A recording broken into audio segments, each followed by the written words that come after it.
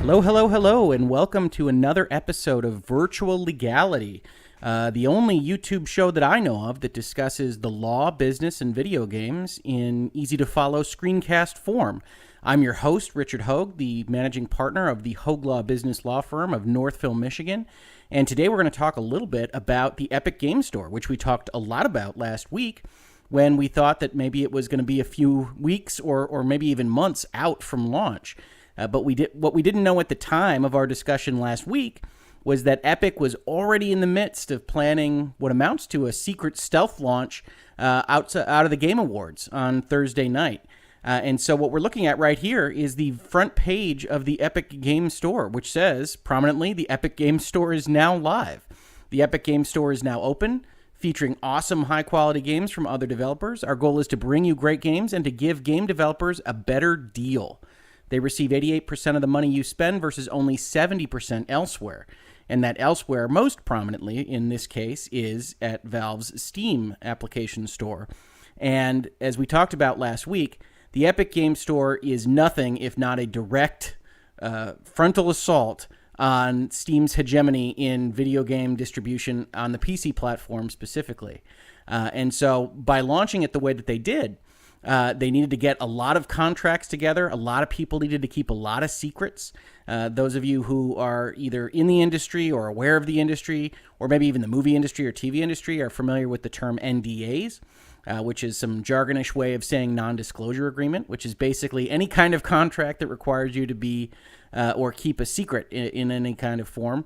And certainly what we saw happen this last Thursday and now into this week is that a very large number of people were keeping a lot of secrets. And some of those secrets have gotten people rubbed a little bit the wrong way. But as we look further, we see that the Epic Game Store is launching with Hades by Supergiant, who made Bastion and Transistor, Ashen by Annapurna, who made or published Donut County, the Hello Neighbor sequel or quasi-sequel, and a number of other games. They're also offering free games that they're going to be offering on a bi-weekly basis, including starting with Subnautica on December 14th, which is just a couple days away. This Epic Game Store is by far the most disruptive event I've seen in the PC software games industry in quite some time. And Epic is clearly using all of their Fortnite money, all of their resources to go after Valve and Steam in a way it's terribly exciting for someone that watches the industry and likes to look at disruption events and see what happens, see how the chips fall. But does have its own kind of collateral damage, which we're about to see in a Kotaku story that was released just earlier today. Epic's Game Store is already locking down exclusives. Now, as we talked about last week, there's a number of things that Epic can do to try to attract people. Obviously, from the developer side of things, 88% is better than 70%. And all other things being equal, if they were making $1 million, it's better to keep 88% of that $1 million than that 70%. The question was always whether or not Epic can get enough eyeballs on their store to get them to at least a relatively similar full gross revenue number that they would have received had they released their game on Steam. And we can now start to see some of Epic's contractual strategy here as it unfolds in real time.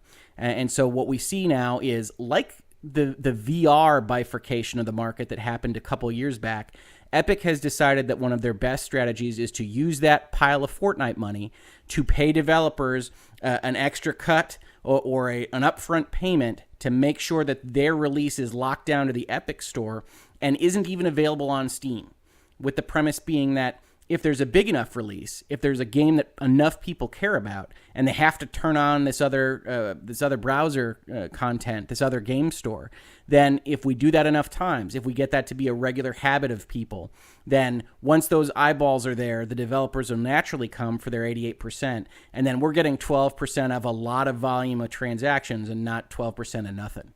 But as we can see here, they're locking down exclusives. So far, 6 developers have said their games will be exclusive to the Epic Store for a while, in some cases up to a year, which We see a lot in the console space. We see PlayStation exclusives lasting for a year. We see Xbox exclusives lasting for a year. Very often in the console space, that's limited to downloadable content, DLC. So you see things that are attached to games. There are maybe small missions like in Red Dead Redemption 2, or maybe some guns in Destiny, although those have been migrating over slowly and sometimes not at all. So that's perhaps a bad example. But what we're seeing the Epic Game Store bring to the PC space is a console-type war, the likes of which we haven't seen in a very long time, really, if ever. And so we see that Hades and Ashen and Super Meat Boy Forever are going to be limited to the Epic Game Store for a substantial period of time. And now what Kotaku did a good job of in this article is they start to talk about the actual developers' thoughts on why they might make this choice, other than just the 88% versus 70%. Because again, on day one, you're looking at 88% of 3 people and their spouses looking at the Game Store browser window. So you have to hope that Epic's going to do a good enough job marketing the thing that the people will come, and that while your name might be big enough to get the Epic Store some eyeballs, that the Epic Store with the other names that they're going to present in it have enough eyeballs in general to make sure that you're not losing money on this game that you've devoted years of your life to. So we see the first quote from the folks behind Meat Boy. "The Epic Store is desperately needed to get Steam to give a shit," said Team Meat's Tommy Refrain in the game's Discord channel. Like many other developers of Epic Store exclusive games, he noted that some fans are upset that they'll have to use multiple apps to play their game libraries. It may mean more launchers, sure, but that's a small price to pay for a developer community that doesn't feel like they have one choice on PC. So here you might classify this particular thought process as the antitrust guy, the trust buster, the monopoly breaker that says, all right, maybe Steam has kind of justified its 30% in the years prior to this, but they've gotten sloppy, they've gotten lazy, or I'm just worried in the future that they're going to try to ask for 40% or something else, and it's just not in anyone's best interest to have a single provider access point of software. We see this reflected upon in the actual article that Kotaku took some of these quotes from. Super Meat Boy Forever release window set will be an Epic Store exclusive for a year, as we talked about. And he goes on to talk about the fact that Steam needs to be broken up. And I do recommend taking a look at this article. PC Gamer has also done a number of interesting articles in general on the Epic Store being released as it was during the Game Awards and what that really means to the industry. So we can see here some Epic Store games are pushing back or scrapping Steam releases.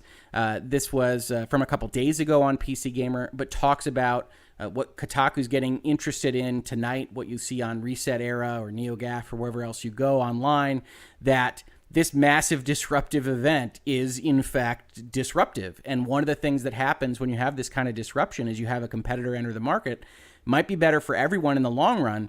In the short run, people get upset. People don't know exactly what's happening. You have things like Satisfactory, one of the upcoming games you'll be able to buy on Epic's new store, will no longer be available on Steam, while 2 others, Rebel Galaxy Outlaw and Genesis Alpha 1, will be timed exclusives for the Epic Store, the developers have announced.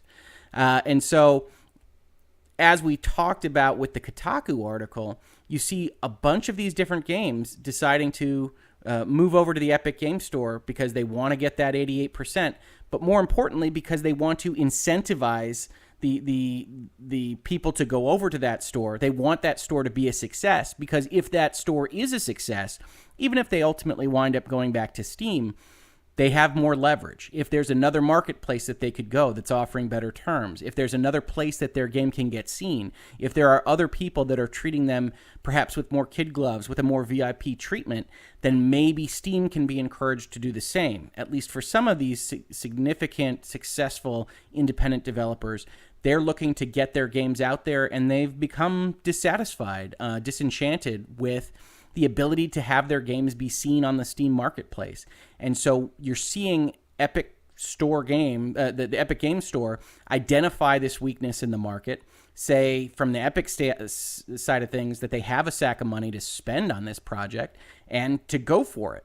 And this kind of aggression is often met with, at bare minimum, uptake, but often long-term success. So it'll be very interesting to follow. We see developer Double Damage's announcement was the most revealing. It confirmed yesterday that its space combat sim Rebel Galaxy Outlaw will release exclusively on the Epic Store and will be available elsewhere after 12 months. The decision was in part fueled by a desire to reduce the cut that stores such as Steam take from game sales, it said. Then they described the 70-30 cut split that we've talked about at length at the front end of this video and also last week. Double Damage said it hoped the 88-12 split would be the new standard and that offering exclusive content to Epic would help create the momentum to make that happen across all stores. So, similar to the Team Meat Boy kind of concept, they're looking to break up what they view as a monopoly or at very least a kind of weak point in their production revenue pipeline. But unlike maybe some of the more aggressive stances that the Team Meat Boy developer took, this one is more along the lines of, hey, we don't mind working with Steam. We like Valve. We don't mind the companies that exist. What we do mind is the 70-30 split, and we view this as a good way to, let's say, encourage people to go along with this 88-12 split. And that, I think you're going to see more and more as more developers start to be interviewed about this, as they start to sign these contracts with Epic. Chances are, if we were to look at the Epic contracts that are being offered to get these exclusives, they may not be as rich as we might assume because of these kind of, what would we call them, ephemeral characteristics that Epic can sell these developers not just on the dollars in their pocket today, but on the fact that they're building something that will get them dollars in their pocket for the next 20 years if the Epic Game Store can succeed. And I think you're seeing a lot of uptake, especially from what I would classify as that kind of single A, pretty darn successful independent developer track of folks who are getting lost in the shuffle a little bit on Steam, but are still making decent money, but can make a lot more if they've got discoverability, if they've got a tech support team that is carrying on with them. And certainly 18% of the difference is a big deal. So we see the next quote, Epic is using their leverage to push the cut, even farther to 88-12. That's another whole strata of developers who can survive. The only way this gets any traction is with some exclusive content, and we're willing to be one of the canaries in the mine shaft. So whether or not this example is legitimate or not, the way to describe this kind of concept is we believe this is helpful for the entire industry, and so we will go and be the martyrs if this thing fails because we think it is so worth it to go after this 88-12. Because on the margins, there are going to be some developers that survive at 88 that wouldn't have survived at 70, and if those developers can survive, we're all better off for it. And so that's a good PR spin, whether or not that's fully accurate to what they want to do, or whether that's just good marketing for their own base because they can go out and look like good guys that want to help the industry. That's an open question. But certainly it's a good example of another of the many types of philosophical arguments for the Epic Game Store that you can see these developers coming out with. They want to bust Steam. They want to change Steam for the better. They want to help the industry survive. All of these things are going to become more prominent as we go along now that Epic Game Store exists as what looks like a potentially legitimate successor or at least competitor to the Valve Steam marketplace. And those are also going to be fascinating to watch. So my recommendation is to check out these articles that are being done by PC Gamer, by Kotaku, by The Verge, and by other sources. Ars Technica, I think, had one. And take a look at the way the developers are speaking this week, next month, the month after that, and you'll start to get a notion, even if we don't have full transparency on the data that Epic Game Store is putting out there, about how the developers feel about how things are going, whether or not their concerns are being treated legitimately, how their relationship with Epic is going, and if there is this kind of critical mass upswell of support, exactly how Steam reacts is going to be a fascinating part of this story as well. Going back to the Kotaku article, and to talk a little bit more about what the developers themselves say, we see that for Hades, which is developed by Supergiant, and Greg Cassavan, who was once a PC journalist from a little ways back, He says that it'll be exclusive for at least a year and a half. We don't get more content from them that I can see of what their thought process is based on why they did this. But Coffee Stain, who makes Goat Simulator, went so far as to take down Satisfactory's Steam page, and their community manager said, "I know a lot of people are going to have strong opinions on that. Cool, have those opinions." Not necessarily what I recommend as a communicative approach from your community manager, but certainly you see a kind of defensive quality with some of these things, with the Team Meat Boy comments, with this community manager's comments, that suggest that while they understand it's going to be frustrating, it's going to be disruptive, they view this as important for the success of their company. They view this, in some respects, important for the success of the industry. And so you see developers and Epic itself trying to get out in front a little bit of some of the negative publicity that might wind up happening this week in particular, this month in particular, as games are pulled off of Steam and into a different ecosystem, and where customers once had one portal that they've basically had only to rely on for the last 10 15 years, that's being expanded now to potentially looking a lot more like a console war or a retail space where you've got competing sources of information, competing sales prices, and different places to launch apps. The Rebel Galaxy Outlaw folks say achieving Epic's goals on the royalty front means more developers succeeding and surviving and making more good stuff. That's the argument for enhancing the industry overall. The developer of Genesis Alpha 1, Team 17, says, "We understand this might be disappointing and this was a tough decision to make, but we believe this will help Genesis Alpha 1 get off to the best possible start." And then we see Kotaku summarize here, "For now, some fans aren't taking these announcements incredibly well. Given that Steam has been their one-stop PC gaming shop for years and they've got communities and libraries of hundreds of unplayed sale games there, but sudden change is messy and difficult." And that's the truth of it. Personally, you heard me talk about this last week. I think that it is, depending on consumers and their largesse, their good faith and fair dealing, an awful lot to simply say, hey, developers are getting more over here. This is the fairer storefront. Come buy it over here, even if it means opening up a different window. I think certainly that some of this money from the developer side primarily, because they're the ones that are going to be setting their prices, should be split with consumers. Certainly those developers that say, hey, this is best for the industry overall. Hey, it's really important that we break Steam. Hey, it's really important that we get Steam to move a little bit more towards this 8812 kind of number. I think if that is really the philosophy that is guiding some of these developers, it makes all the sense in the world to cut their prices a little bit on the Epic Game Store so that you can see that difference, so that consumers are drawn to it, so that they're participating in this movement to try to get that percentage better for developers. And at least at the outset, with only 4 days of information as we sit here today, that hasn't been the case. Ashen released at $40, which I believe was set to be the price over on Steam. The other game prices that we can see so far are exactly comparable to what you would have expected on Steam. I think we need to be looking at something on the neighborhood of $5 to $10 discounts for most medium to full-priced games in order to really get people that maybe don't follow the industry as much, that aren't as concerned with 7030 and 8812 and better tech features, to come on board. And if this really is as important as the developers say, I think that needs to be a step that needs to be encouraged strongly by Epic, perhaps maybe even going so far as to essentially have such discount prices subsidized by Epic for a period of time.